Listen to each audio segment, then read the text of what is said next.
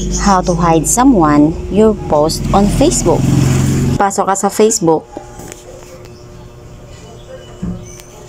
Pagkatapos, tap mo yung what's on your mind. And then tap photo and video. Mamimili ka na ngayon dito sa iyong gallery kung ano yung video na gusto mong ipopost.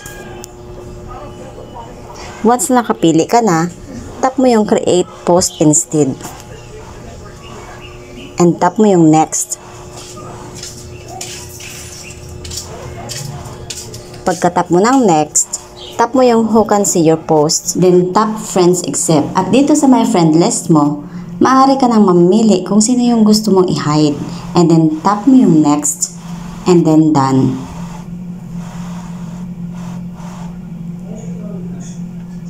At pagkatapos, tap mo na yung post. And once your post done, tap mo lang yung video, and tap mo yung 3 dot, and then tap mo yung edit privacy. Pagka-tap mo ng edit privacy, dito sa my friend list accept, makikita mo na kung sino yung hinide mo. Thank you so much for watching. Don't forget to hit like, subscribe, and share na rin sa ating video.